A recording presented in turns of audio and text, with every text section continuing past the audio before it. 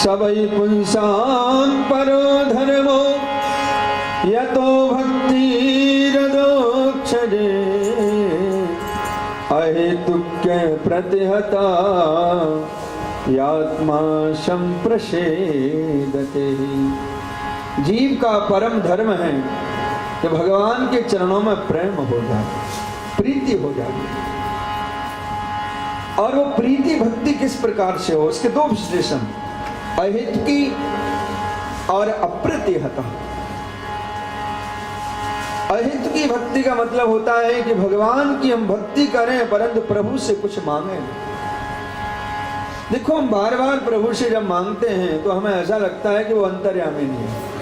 अरे अंतर्यामी कौन? जो अंदर की बात जाने। क्या प्रभु को पता नहीं है आपको क्या चाहिए, आपकी पात्रता क्या है? तो भगवान की भक्ति करें परंतु प्रभु से कुछ मांगे नहीं। और अप्रतिहता का मतलब होता है कि सहज प्रभु के चरणों में प्रेम होना चाहिए। ऐसा नहीं जीवन में जब दुख आए, कष्ट आए तब प्रभु अब तो आप ही है, तब बड़े बड़े पुण्य बोलते हैं, प्रभु ऐसा कराएंगे, भंडारा कराएंगे। और जीवन में कोई तकलीफ नहीं आए तो भगवान अपने घर में, हम अपने घर में। ऐसा ही करते हैं ना लोग। भगवान को हम कितना प्रलोभन देते हैं, ठाकुर जी 56 भोग लगवाएंगे, ऐसा काम बना दो, फूल का बंगला सजवाएंगे। हर जी में बंगले सजते हैं। पूछा जाए बड़ी कामना है, इसका मतलब हमें कभी कभी ऐसा लगता है कि भगवान की हमें घुस चलती है। भाई प्रभु को प्रलोभन देते ना कि भाई आप ऐसा कार्य करा दो तो हम आपका भंडारा कराएंगे, और नहीं करोगे हमारा काम तो आप भूखे बैठे रहो। आप हमारा काम नहीं बनाओगे तो आप भूखे बैठे रहो। अरे भैया थोड़ा विचार आप करें, वो जगन्नाथ हैं, जगदीश्वर हैं, जगत का भरण पोषण करने वाले हैं। भला प्रभु को हम क्या प्रलोभन दे सकते हैं? अहेतुकी अप्रतिहता, भगवान की भक्ति सहज और स्वाभाविक होनी चाहिए।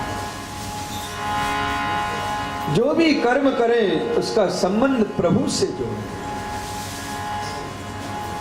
वो क्रिया ही आपकी भक्ति बन जाएगी। प्रेम से बोलो। और भागवत को सुनने का अधिकारी कौन है? तो व्यास जी महाराज कहते हैं, निर्मत्सराणां सताम्। भागवत का सुनने का अधिकारी सच्चे अर्थों में वह है जिनके हृदय से ईर्ष्या निकल चुकी है। भागवत एक दिव्य अमृत है परंतु पात्र की आवश्यकता है। इसलिए प्राय लोग कहते हैं हमारे कथा बहुत सुनते हैं, और आजकल कथा बहुत ज्यादा हो रही है। आप जिधर देखोगे उधर कथावाचक टीवी खोलो तो, परंतु फायदा बिल्कुल नहीं हो रहा। मतलब इतना धर्म कर्म हो रहा है कि युग परिवर्तन हो सकता है, परंतु ऐसा क्यों नहीं हो रहा? क्योंकि हमारे हृदय में ईर्ष्या बैठी हुई है। निर्मत्सराणां सताम्, ईर्ष्या हृदय में बैठी है। ईर्ष्या का मतलब कि दूसरों की बढ़ाई को, दूसरों के उत्कर्ष को हम देखना नहीं चाहते हैं। कोई हमसे आगे निकल रहा है तो ईर्ष्या हृदय में, अरे इतना आगे कैसे बढ़ गया, ऐसा कुछ करो कि मुंह दिखाने लायक नहीं है। भागवत का हृदय ऐसा होना चाहिए जितना बने अपने से सहयोग करें, परंतु उसकी बेचारे की बात खराब ना। यदि आपका ऐसा हृदय है तो सच्चे अर्थों में आप भागवत के सुनने के अधिकारी हैं। व्यास जी महाराज कहते हैं, निर्मत्सराणां सताम्, जिनके हृदय से ईर्ष्या निकल चुकी है, सच्चे अर्थों में भागवत के वही अधिकारी है। प्रेम से बोलो। व्यास जी महाराज आगे बड़ी सुंदर बात कहते हैं, श्रीमद् भागवते महामुनि कृते किं वा परिरीश्वरा सद्यो हृदय वरुद्धते त्रिकृतभे शुश्रूषभेस्तत्क्षणा। भगवान की प्राप्ति के अनेक मार्ग, कोई कहता है ध्यान करो, परिक्रमा लगाओ, यज्ञ करो, अनेक जाप करो। तो किंबा परी, किसी युग में जाकर के परमात्मा मिलेंगे, परंतु भागवत की जो शरण में आता है, सद्या हरि हृदय अवरुद्ध थे, परमात्मा शीघ्र उसके हृदय में आ जाते हैं। और देखो सुनने में भी सरल है। अरे सुनने में कुछ खर्च तो करना नहीं, आगे बैठ जाना है बस। आप आप केवल कामना कीजिए कि भगवान की कथा सुनना है, इतनी कामना मात्र से प्रभु हृदय में आके अवरुद्ध हो जाते हैं। देखो शब्दों को सुनिए, व्यास जी ने बड़ा सुंदर कहा। ये नहीं कहा कि प्रभु विराजमान हो जाते हैं, भगवान अवरुद्ध हो जाते हैं। अवरुद्ध का मतलब कैद हो जाते हैं। अरे भाई देखिए, विराजमान व्यक्ति और कैद व्यक्ति में अंतर होता है। जैसे कथा यहाँ हो रही है, आप विराजमान है, अच्छी लगेगी, सुनेंगे, नहीं उठ के अपने घर जाएंगे। परंतु आपसे कहा जाए कि भैया ये मंदिर प्रांगण में जा रहे हो और जब तक 8:30 नहीं बज जाएंगे तब तक बाहर नहीं निकलोगे, इसका मतलब आप कैद हैं, स्वतंत्र नहीं। तो भगवान भक्त के हृदय में आके अवरुद्ध माने कैद होते हैं। भगवान भागना चाहे तो भाग नहीं सकते, और भक्त भगाना चाहे तो भगा भी नहीं सकता। प्रभु आगे कैद हो जाते हैं। इसी भक्त पर, इसी बात पर तो सूरदास जैसे भक्त भगवान को चुनौती देते हैं। प्रेम से बोलो। वर्णन आता है ना कि एक बार सूरदास जी महाराज जंगल में जा रहे थे। अब बाबा जब जंगल में जा रहे तो आंखों से तो दिखाई नहीं देता था और गड्ढे में गिर गए। अब सूरदास जी जब गड्ढे में गिरे जंगल में तो भगवान को दया आई कि बाबा अंधा है, चलो चल के बाबा पर थोड़ी दया करें। तो भगवान गए और बोले बाबा हम गड्ढे में से निकाल दें। तो बाबा सूरदास जी ने कहा भैया बड़ी कृपा, गड्ढे में फंसे पड़े हैं। भगवान अपना कोमल सा हाथ बढ़ाए और सूरदास जी का हाथ पकड़े और गड्ढे से बाहर।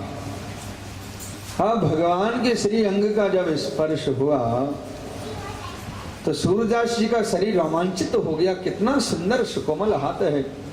तो सूरदास जी ने पूछा कि लाला तुम कौन हो, कहाँ से आए? तो भगवान बात बना ली, हम तो ग्वाला हैं, गाय चराते डोले, आपको गड्ढे में पड़े गिरे देखा तो निकाल दिया। तो सूरदास जी ने पूछा कि आपका नाम क्या है? बोले गोपाल। अब सूरदास जी को लगा कि मेरा ही गोपाल आ गया। तो भगवान का हाथ थोड़ा कस के पकड़ लिया। प्रभु का हाथ जब कस के सूरदास जी पकड़े तो भगवान ने कहा बाबा हाथ छोड़ो। अरे हमने आपको गड्ढे से निकाल दिया, अब आपको बाहर निकाल दिया, हाथ छोड़ो। सूरदास जी ने कहा प्रभु इस अंधे को बहुत पागल बनाया आपने, आज नहीं छोड़ूंगा।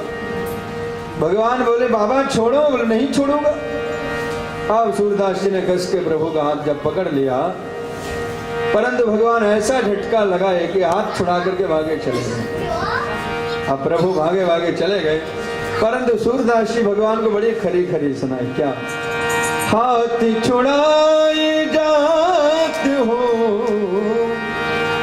निबल जाने के मोहे, जाओगे जब हृदय सो सबल कहोगे तो।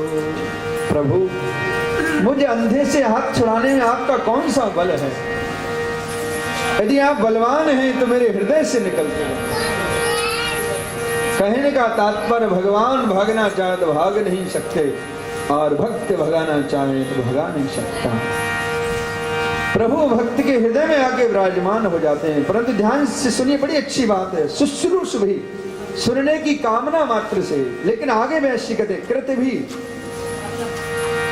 कथा सुनने में अच्छी कब लगती? कृत भी का मतलब होता है जो पुण्यशाली भक्त होते हैं, जीव होते हैं, सुकृत, जिन्होंने बहुत पुण्य किए हैं, उन्हीं का कथा में मन लगता है।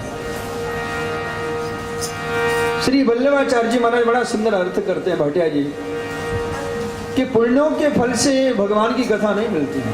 अरे पुण्यों के फल से तो सुख सुविधा मिलती है, कथा सामान्य पुण्य से नहीं मिलती। कथा सुनने के लिए कब मिलती है मालूम है? किसी जन्म में भगवान की सेवा की होगी, किसी संत की, सदगुरु की सेवा की होगी, तब कथा सुनने के लिए प्राप्त होती है। वल्लभाचार्य जी महाराज कृत भी, तब कथा सुनने में मन लगता है। तीसरे श्लोक में व्यास जी महाराज बतलाते हैं कि श्रीमद् भागवत आखिर है क्या। पहले